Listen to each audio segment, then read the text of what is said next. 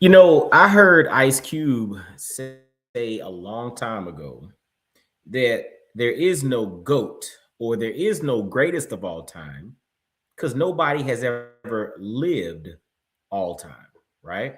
So if somebody hasn't lived for the entirety of time, how can you call somebody the greatest of all time? And so in basketball, right, there is this debate that's going on, and it's obviously a generational conversation, right? But that conversation revolves around the GOAT of basketball. Is it MJ or is it LeBron? I mean, that is the dominant narrative. That's the dominant conversation, but that's the dominant conversation of everybody outside of Michael Jordan and LeBron. It's interesting because there is this interview where Gail King actually broaches the question about who is the GOAT with Michael Jordan. And it's going to be interesting to hear his response. I want y'all to hear his response, and then we'll chime back in on this GOAT conversation. Is there room for more than one GOAT in basketball? There's no such thing as GOAT, No, to me. no such thing? Not to me. Yeah, it's only because I think, we are transcended from other people, other athletes. We learn from other athletes. We progress the game as we move further. To say that one is better than the other is not Okay. really. You're you're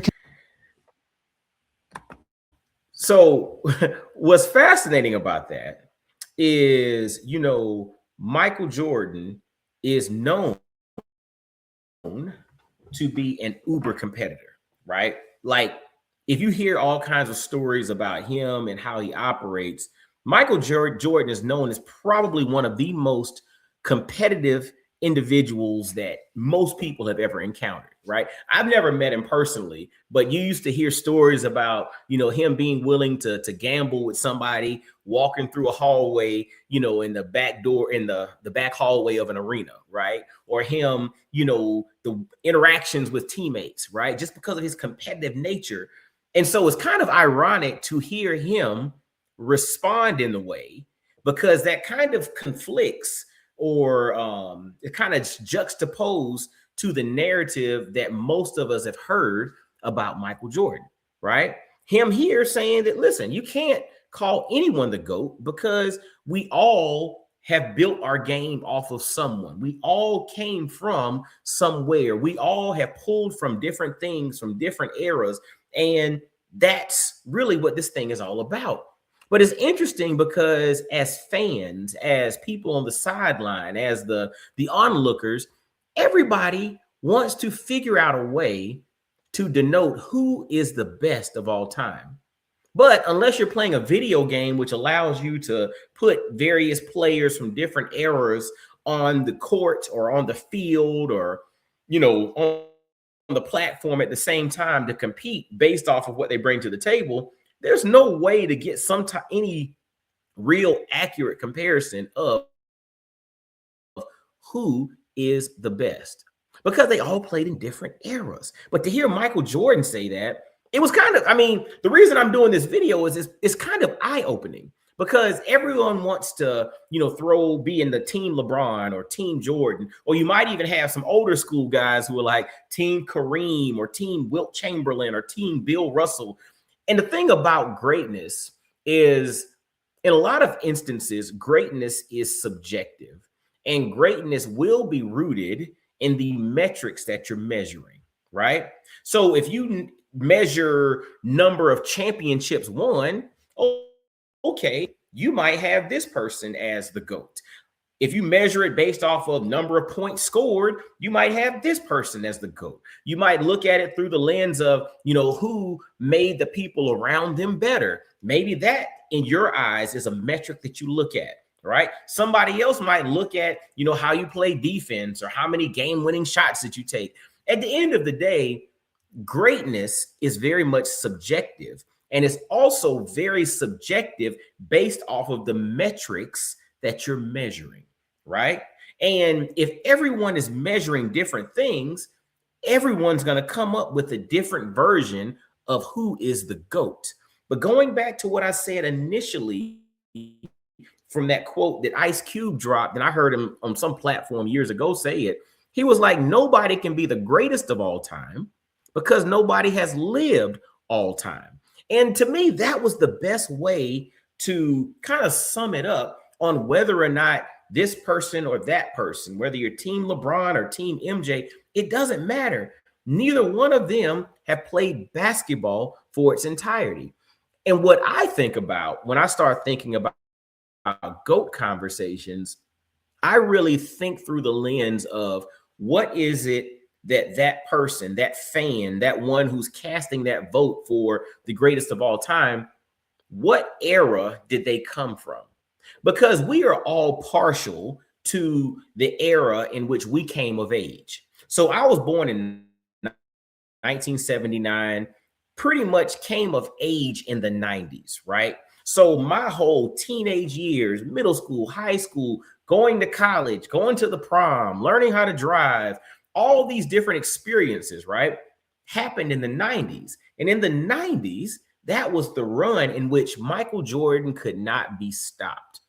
That was that run with the Bulls in which it was just magical. Like it was nothing we had ever seen before. And honestly, it's not much has been seen since, but that was the era in which I came of age. So I have an affinity for that era of sports, not just in basketball with the Bulls, but that was the 90s. That's when the Cowboys were popping. That's when Barry Sanders, in football was popping. That's when, the end of the 90s, when the home run chase started, when you started to have the Barry Bonds, Sammy Sosa, Mark McGwire. So I have an affinity for that era, the Bo Jackson, the Bo Knows, the Wayne Gretzky's, even though I don't know nothing about hockey. Right? Like these were the things, or this was the era that I came of age in. So I personally have an affinity for that. Just like I can appreciate those that are probably 10 to 12 years younger than me, probably have an affinity for the 2000s, right? And that's where the LeBrons and Kobe's and all of that and Shaq really kind of came into the zeitgeist of being the top tier. So I can imagine they probably lean to some of the newer figures, whereas I might lean to those that were hyped during my era. And it's funny because those that are a little bit older than me lean to Magic Johnson, right? Those like in the 80s, or the Kareem Abdul-Jabbar. You talk to the old school guys and they'll talk about Bernard King and Bill Russell and Wilt Chamberlain. So they'll throw all of these names out, but a lot of times those names are affiliated with the era in which that person came of age, right? Now, again, you do have some individuals who are really into statistics, and so they can go through all kind of eras and balance things off. But for the average fan, there's usually a direct correlation with the era in which you came of age and the era in which this person that's in the GOAT conversation was playing at their peak level. And so that's just a perspective that I come from. But I do agree with the fact that I don't think there is any one specific GOAT. Because again, everybody played in different eras and they all brought something different. But I do believe every last one of them that's in the conversation has added value to the sport of basketball. And that being said, I think that in itself will live on. And for those of us that really just kind of understand how this momentum builds, a decade from now, there may be some other kid that nobody's talking about now that becomes better than anybody we've ever seen before. That's possible, right? That's possible. But that one who's coming a decade from now has the benefit of studying the Kobe's, studying LeBron, studying and pulling from the Michael Jordans and the Magic Johnsons and Kareems and Giannis and, all of these different individuals that are out there, the Lucas and, Joker. I mean, they can pull from all of these individuals to now formulate and build on what they have access to. And then as we move forward, obviously nutrition and, equipment, all of that stuff is going to change. If you ever look at basketball, we're talking specifically basketball here, I look at the footwear, If you look at the sneakers that the kids are wearing now, or the people who play professional sports are wearing now, the technology in those sneakers, compare it to the sneakers from the 80s when the first Jordans really came out. Man, it was nothing to them. I mean, think about it. There was nothing to the shoes. But even take it back further than that, when you would look at old school basketball games, and these guys are wearing like Chuck Taylors.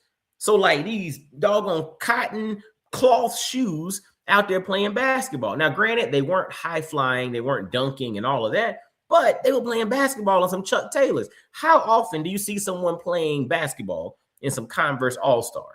And I'd even think if you gave the current players the equipment from the guys in the 50s, 60s, and 70s, would they be able to perform at that level? You don't know. On the flip side, what if you gave this current equipment, and I know this is like revisionist history, right? But what if you had the current equipment and training and nutrition and all of that, and you gave it to the Wilt Chamberlains and the Bill Russells back in the 50s and 60s? Ooh, that might be interesting. So again, each era is actually supposed to get better because each era has the information and the examples set by the era that came before them. So they can take the good, the bad, the ugly, make it work for them. And then you have innovation that happens, and then they can add it into what they do. So it's kind of like your children. My job as a father is I want my children to take what I give them, to take my lessons learned, my mistakes, my successes, issues, etc. I want my children to be able to take that and then move it forward in a way that works best for them. So they're getting a leg up because they can learn from all of my challenges, just like I could learn from all the challenges of those that came before me. You know, the age-old statement of we are standing on the shoulders of giants, that's legit. And what Michael Jordan said here really exemplifies that statement. So kudos to Mike for that. Now, I guess sidebar, does he really believe this, or was this PR? Because again, with the brother being as competitive as he is, in private, I wonder if he really thinks like, yo, I'm him, right? Or does he truly believe that? I don't know. Maybe one day I'll have a chance to sit down and chop it up with him and see what he thinks. And if he gives me some insight like that, I'll definitely relay it with y'all. So anyway, as always, y'all go be the quarterback of your mindset. Remember, your mindset is composed of 5 things: your beliefs, your experiences, your relationships, your perceptions, and your perspectives. How you see things and then how you think about things, right? If you have any deficit in any one of those areas, be reflective, pray about it, seek whatever guidance needed and or necessary, but fix it, because your mindset is that operating system in which your actions are the byproduct of. All right.